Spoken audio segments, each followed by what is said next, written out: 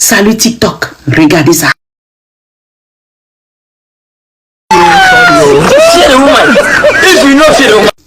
Astaghfirullah.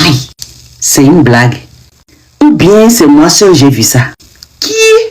Bref, le 7 décembre passé, il y a eu tentative de coup d'État au Bénin. L'affaire Tigri, le tigre a rugi. Le monde entier a vu le simagré qu'on nous a offert. Les tirailleurs sénégalais de la CEDEAO ont rempli le Bénin. La CEDEAO qui n'a jamais rien fait pour le terrorisme d'ailleurs. La CEDEAO de Macron. Bref, ensuite on est même allé devant le nul pour mentir. On a vu ça. Mais depuis le 7 décembre, comptons ensemble, 7 décembre, 7 janvier, 7 février, jusqu'au 24, les gars, 2 mois et demi. J'ai dénoncé ici qu'il n'y a pas eu mandat d'arrêt international contre Tigri, vous vous souvenez? J'ai dénoncé ici qu'il y a eu mandat d'arrêt international contre Kémy Séba. Il y a eu mandat d'arrêt international contre Sabisira Kouroukouri. Mais il n'y a jamais eu mandat d'arrêt international contre Tigri. 2 mois et demi après l'affaire, nous avons remarqué, premièrement, qu'il y a un militaire qui est passé de 0 à colonel, c'était l'année surpassée, lorsqu'il y a eu la fausse tentative de coup d'État de Olivier Bokor, où on nous a sorti ici mensonge après mensonge. Lui, il est passé de 0 à colonel. Maintenant, l'affaire Tigri, une autre tentative de coup d'État Tigri, c'était le 7 décembre passé. Le même homme passe de colonel à général.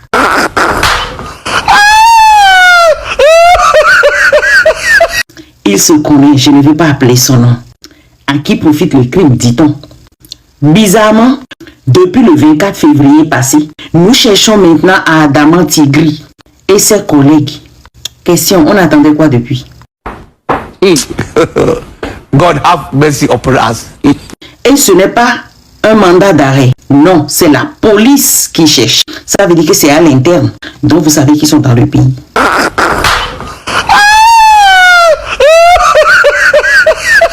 Astaghfirullah. Je ne sais pas, j'ai comme l'impression que c'est moi seul, je vois les choses à l'envers. On attendait quoi tout ce temps? Et pourquoi c'est la police béninoise qui les recherche? Et pas l'Interpol.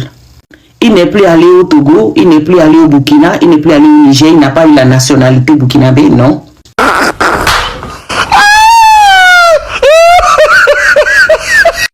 Ensuite, on a profité par cette même affaire Tigri pour enfermer tous ceux qui étaient soit une opposition tolérée, soit une opposition radicale. Pourquoi la police? Sinon, c'était mon béret d'aujourd'hui. Moi, c'est Georgia, rancunier et fier.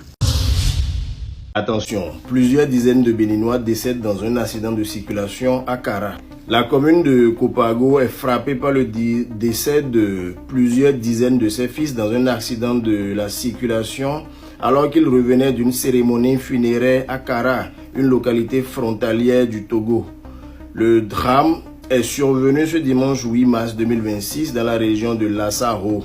L'accident a eu lieu dans l'après-midi de ce dimanche avec un bilan provisoire de 20 personnes décédées et plusieurs personnes blessées gravement, environ 58.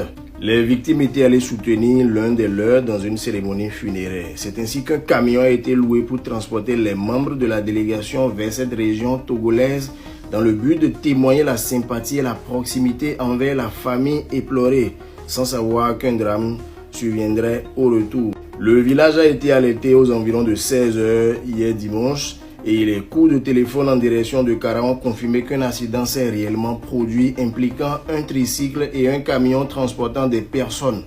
Selon les sources, le tricycle avait aidé à transporter sur les lieux de la cérémonie un bœuf et au retour, certains membres de la délégation ont suivi le conducteur de cet engin à 3 roues. Il a démarré au même moment que le camion qui par la suite a eu une défaillance, c'est-à-dire l'explosion de l'un de ses pneus qui a conduit à cet accident. Le conducteur du camion a perdu le contrôle et dans sa chute a surpris à l'arrière le conducteur du tricycle et les passagers.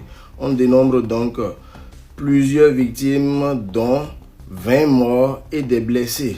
Les victimes évacuées dans les formations sanitaires du Togo par les services de secours ont été prises en charge pour des soins intensifs. Le camion impliqué serait normalement destiné au transport de marchandises. Une enquête est ouverte pour déterminer avec précision les causes réelles de cet accident qui a coûté la vie à plusieurs personnes. Dimanche 8 mars 2026, bonjour, la démission de l'ancien président Boni Yayi de la présidence du parti d'opposition Les Démocrates continue de susciter des interrogations, mais aussi des réactions.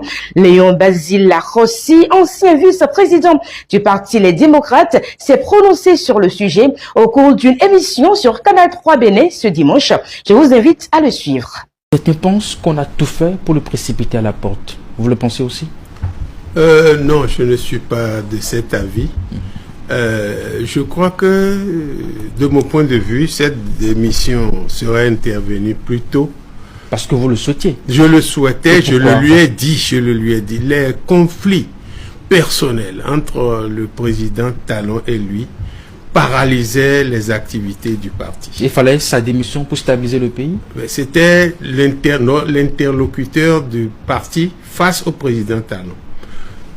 Nous avions estimé, j'étais avec des camarades, on a estimé, on a fait des séances, on a estimé qu'il fallait qu'il recule pour qu'un autre parle avec Talon au nom du parti. Bon, il ne l'avait pas voulu et je vous assure que ça nous a conduit dans trop de difficultés dont nous n'avons pas pu nous sortir. Bon, aujourd'hui, moi je trouve que ça arrive un peu tard. Mais les raisons de santé, je les prends avec des pincettes. Je crois que le temps nous dira le reste. Alors, à part ce qu'il évoque comme raison de santé, est-ce que vous n'y croyez pas trop? Est-ce que vous avez votre regard sur d'autres éléments qu'on pourrait mettre sur la table comme raison? Non, l'élément qui me vient à l'esprit tout de suite, c'est d'abord les difficultés que nous a créé ces rapports conflictuels et que nous ont créé ces rapports conflictuels avec le chef de l'État. Et j'avoue, le parti était en train de se disloquer. Vous avez vu, bon, moi je suis parti très tôt après mes débats, mais je voulais que les démocrates survivent. Après, vous avez vu le trésorier général parti, un certain nombre de gens partis. Et puis, il y a des bruits de bottes dans les couloirs. Les gens vont partir parce que c'est parti pour au moins 7 ans. Avec la modification de la Constitution, les partis doivent se calmer, fermer la bouche pendant 6 ans. C'est pas sûr que l'opposition survive à tout ça. C'était Madame Actu. Laissez-moi vos avis en commentaire. Abonnez-vous, qu'il y a l'information à le pouvoir. C'est incroyable, en plein direct, sur une chaîne télévisée très connue, il se retrouve à Tel Aviv au milieu des bombardements. Tu vas voir dans la vidéo, c'est vraiment impressionnant. Surtout que là, l'Iran venait de tirer leur plus gros missile. Regarde ça, on se retrouve juste après. Alors, je ne sais pas si vous pouvez entendre les sirènes qui donc retentissent. Il y a encore quelques personnes, vous voyez des voitures d'ailleurs qui vont potentiellement là, elles vont essayer de trouver un endroit où s'arrêter sur le côté normalement. Alors excusez-nous, on prend nos sacs en même temps. On n'avait pas forcément prévu de partir comme ça. On va laisser notre matériel. Et il me semble qu'on a vu des habitants qui se dirigeaient dans cette rue. Il doit y avoir un abri. Non, Cham N. Lola. Oh. Alors, je ne sais pas si vous entendez. Alors, on n'a pas vraiment le temps de se réfugier. On entend. On va se mettre à l'abri avec vous si vous voulez. On va. Oh, on entend encore. Attendez, on entend. On entend beaucoup. Non, mais là, on est obligé de rester par terre. Viens, on va courir. Non.